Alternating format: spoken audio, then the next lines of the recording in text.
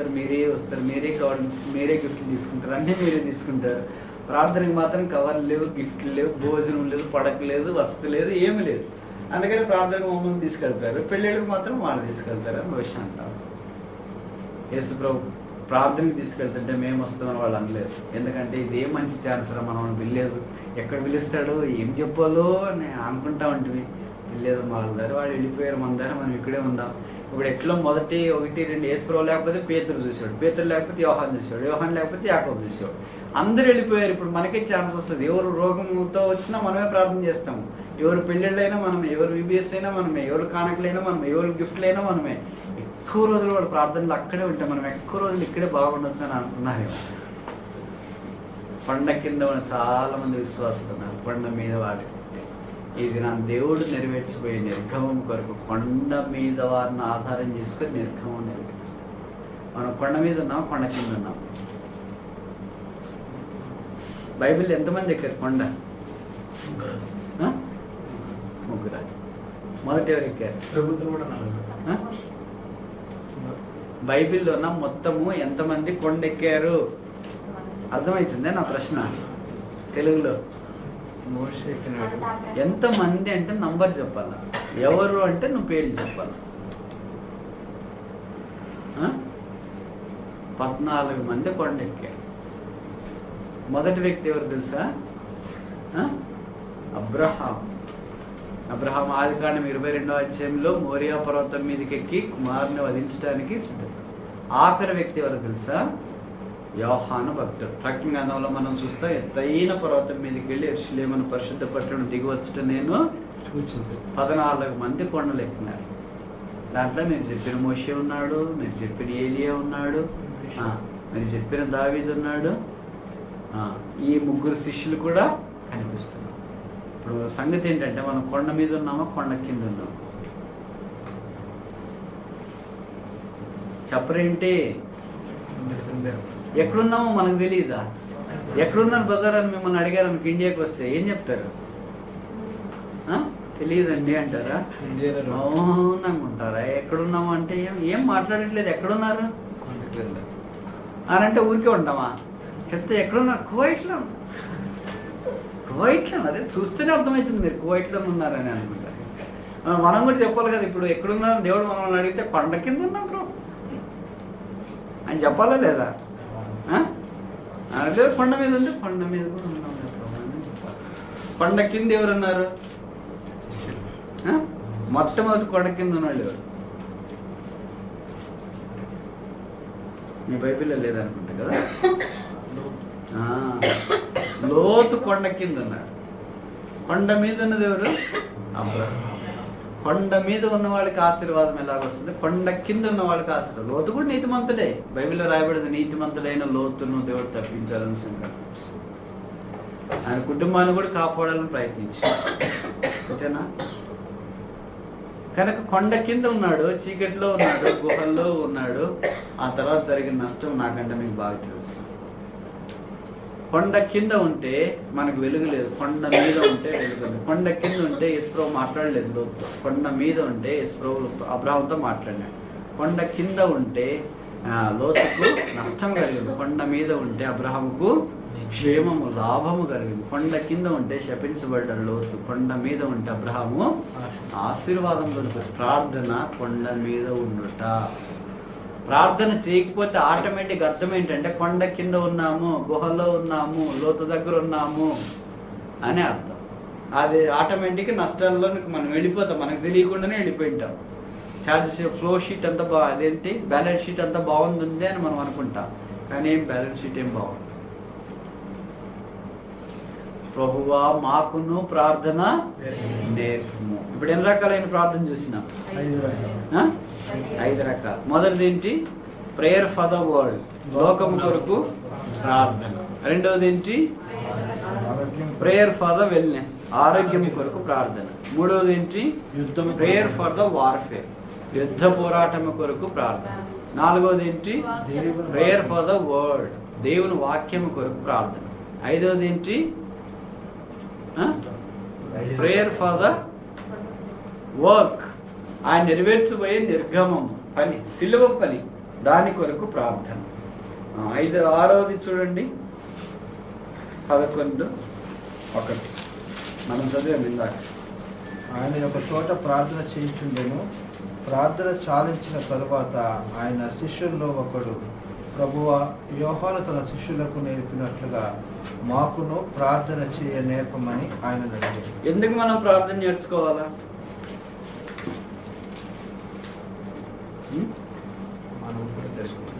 ఎందుకు నేర్చుకోవాలా? యేసు ప్రభు మనల్ని మంచి సైనికులుగా చేయలేదు. Warriors, prayer for the warriors. సైనికులు కావాలా దేవుడి కొరకు. ఏం సైనికులు? ఆయన పేరు సైన్యములకు అధిపతి యెహోవా. మంచి సైనికుని వలె నాతో కూడా పోరాడము. తిమోతి పత్రికలో దేవుని వాక్యంలో మనం చూస్తాం. తిమోతిని దేవుడు మంచి సైనికుడు ఉండాలని పోరాడు. ఇక్కడ మంచి సైనికుడు ఎప్పుడు దేవుని కార్యాల కొరకే ప్రయాసపడుతూ ఉంటాడు అన్నమాట. భౌతికమైన కార్యాల విషయమై లక్ష్య పెట్టకుండా ఉంటాడు. కనుక ఈ దినాల్లో మనం ప్రార్థన చేయాల్సింది, దేవా మంచి సైనికులు మాలో ఉండాలా అని మనం ప్రార్థన చేయాలి. మనం అందరు సైనికులమే అని అనుకుంటాం కదా, అందరు సైనికులేనా? విఆర్ఎస్ తీసుకుని వచ్చింటారు కొంతమంది ఎయిర్ ఫోర్స్లో దాంట్లో పనిచేసి. వాళ్ళని ఏమంటారంటే ఎక్స్ సర్వీస్ మ్యాన్లు అంటారు. ఈ దినాల్లో మందిరాల్లో చాలా మంది ఎక్స్ సర్వీస్ మ్యాన్లు ఉన్నారు, ఎక్స్ సర్వీస్ ఉమెన్లు ఉన్నారు. అంటే విఆర్ఎస్ తీసుకొని వచ్చింది, చేసిన 2-3 ఏళ్ళు తర్వాత ఇంక ఇది చాలా కష్టం అబ్బా, మిలిటరీలోనా అన్ని ఇబ్బందులు ఎక్కువ ఉన్నాయి, ఆ క్రమశిక్షణకి దానికి నోచుకోలేకపోతున్నాం, భరించలేకపోతున్నాం అని వాళ్ళు ఇప్పుడు ఇంటి దగ్గర. అంతేనే ఎక్స్ సర్వీస్ అంటే. అలా కొంతమంది యేసుప్రభుకు బాగా ప్రయత్నం చేసి ఇంకా తర్వాత అది కష్టమని ఏముండలే, బంధించి వెళ్ళడం, వాక్యం చదవడం, ప్రార్థన చేస్తాను. అంతేనా? మిలిటరీలో ఉన్నవాళ్ళు ఇంటికి ఒకరు ఉంటారా? ఉండరా? వీధికి ఒకరు కూడా ఉండరు, ఊరికి ఒకరు కూడా ఉండరు. అంతేనా? ఎక్స్ సర్వీస్ మళ్ళీ ఖచ్చితంగా ఊరికి ఒకరు ఉంటారు. మీరు చూసినారు లేదు? 1వ తారీఖు 2వ తారీఖు వస్తే వాళ్ళకి మిలిటరీ క్యాంటీన్ ఒకటి ఉంటుంది, క్యూలు పెట్టింటారు అన్నీ. దేనికి? పాల పొట్లాలు తీసుకోవటానికి, వేరే సామాగ్రిని తీసుకోవటానికి. అవన్నీ కావాలా? పోరాటం మాత్రం. ఈ దినాన్ని క్రైస్తవులమైన మనం కూడా అలాగే ఉన్నాం. మొదటి వీక్ వచ్చిన వెంటనే క్యాంటీన్ దగ్గర క్యూ పెట్టింటారు. బహుశా మీరు చూడలేదు మిలిటరీ క్యాంటీన్ ఇండియాలో, చూసారా లేదా? అన్ని చీపుకి అమ్ముతారనమాట. మొదటి వారం ఉదయాన్నే పోయి సంచి పెడతారు. నేను తిరుపతిలో ఉంటాను, మా యూనివర్సిటీకి వెళ్ళే దారిలోనే అది పెద్ద మిలిటరీ క్యాంటీన్ ఉండదు. ఉదయం 6 గంటలకి ముస్లిం మొదలు ఉంటారు కదా, ఎక్స్ సర్వీస్ మ్యాన్లు మఫ్లను చుట్టుకొని కూర్చేది సంచి పెట్టుకొని బయట మాటలు పెడతా ఉంటారు. స్టోర్ తీసేది 9కి. అప్పట్లో సుమారుగా 1 కిలోమీటర్ ఉంటుంది క్యూ. మొదటి వారం మాత్రమే. తర్వాత ఎక్కడ పోయినారు మరి సైనికులంతా? ఎక్కడికి వెళ్ళారు? అలాగే మనం కూడా ఉన్నాం. మొదటి వారం అంతా, దేవా ఇవ్వు నాయనా, సహాయం చేయ ప్రభావ, జీతం ఏంటండి, అది ప్రభావ, ఇది ప్రభావ, ఇంకా అన్ని తీసుకున్న తర్వాత వెళ్ళిపోయారు. మళ్ళీ మొదటి వారం వచ్చేది. దేవుడికి సైనికుడు ఎట్లుంటాడు? ఎప్పుడు సిద్ధంగా ఉంటాడు. ఎప్పుడు వస్తుందో యుద్ధం తెలియదు, ఎప్పుడు రమ్మంటారో తెలియదు, కనుక ఎప్పుడు సిద్ధంగా. కనుక మనం కూడా దేవా మా ఆత్మ సంబంధమైన సైనికులను సిద్ధపరచు, మాకు నువ్వు ప్రార్థన. 7వది ఆఖరి చూడండి, 22:41.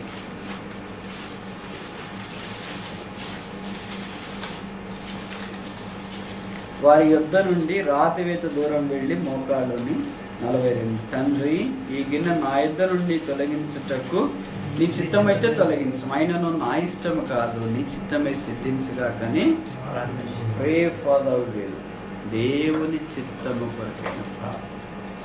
మనం సాధారణంగా చాలా వాటి కొరకు ప్రార్థన చేస్తాం, కానీ దేవుని చిత్తం కొరకు మనం ప్రార్థన చేయము. అంటే ప్రభువా ఈ విషయం చాలా కలవరం ఉంది, ఏం చేయమంటావు అని మనం ప్రార్థన చేయము. ఒకవేళ చేసినా మనకు దేవుడు ఏదైనా చెప్పాడు అనుకో, ఆ ప్రకారం చేయడం కూడా మనకు ఇష్టం ఉండదు. కానీ యేసు ప్రభు అన్నాడు, నీ చిత్తమే సిద్ధించును. కానీ ప్రార్థన ఎక్కడ ఆరంభించినాడు? ఎక్కడ ఆరంభించినాడు? యోర్దాను దగ్గర ఆరంభించినాడు. ఎక్కడ ముగిస్తున్నాడు? ఇంకా కల్వరికి రాల, గెత్సెమనే తోట దగ్గర ముగిస్తున్నాడు. కనుక యోర్దాను దగ్గర ఆరంభించి మనము గెత్సెమనే దగ్గర ముగించి ప్రార్థన చేసినప్పుడు ఆరంభంలో ఏం కలిగింది? ఆకాశము తెరవబడింది. ఇక్కడ ప్రార్థన చేస్తే ఏమైంది? శరీరము తెరవబడింది. రక్తం కారాలంటే ఏం కావాలా? అంతే కదా. ఎక్కడ ఒక కోసుకుంటే అది ఇదైతే బ్లేడ్ తగిలితే ఏదైనా అయితే ఏమొస్తుంది? మనకి ఏం తగింది మరి? ఏది తెరవబడింది? పైన ఆకాశమా లేకపోతే కిందన్న శరీరమా? శరీరం తగ్గిందే. Very good.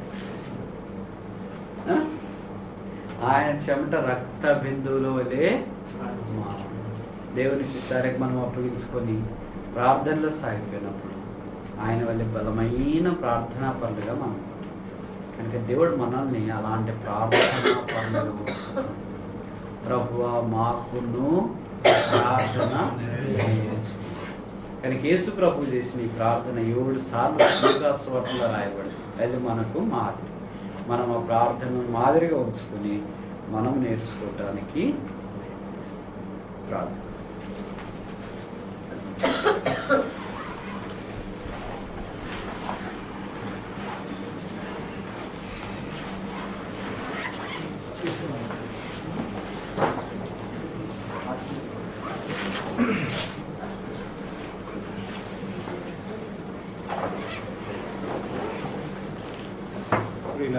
అంటే ప్రార్థన కొరకే కొన్ని ప్రాముఖ్యమైన అంశాలు.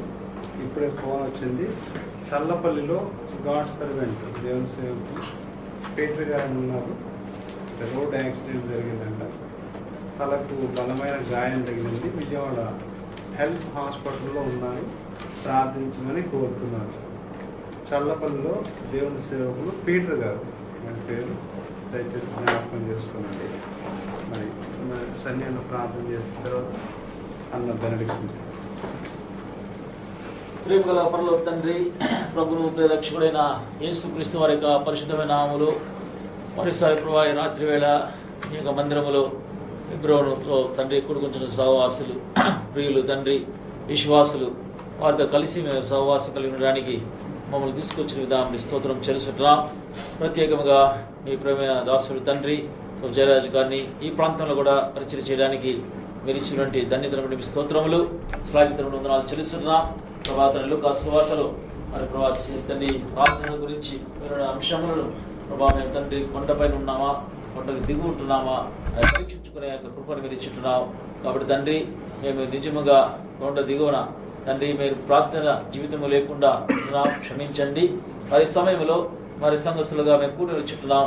ప్రత్యేకము తండ్రి ఈ యొక్క విని వర్తమానం ప్రకారము 2 దినాల్లో ప్రభావ మా జీవితాల్లో ఇంకా ప్రార్థనలో గడిపే కృపను దయచేయండి. యేసుక్రీస్తు ప్రభు మరి కలువరి శిలువలో రక్తం నీరును ప్రభావ కార్చి తండ్రి మరి నది వలె ప్రవహించిన రక్త ప్రవాహంలో కడుగబడిన వారమై యేసు ప్రభు మీకు ఉన్నటువంటి భారముతో మేము కూడా భారము కలిగి ఆత్మల కొరకు ప్రార్థించే కృపను దాయిచేయాలని మనం చేస్తున్నాం. ప్రత్యేకంగా మీ యొక్క ప్రేమ దాసుడు తండ్రి చల్లపల్లిలో ఉన్నటువంటి మీ దాసు పీటర్ గారు ప్రార్థిస్తున్నాం.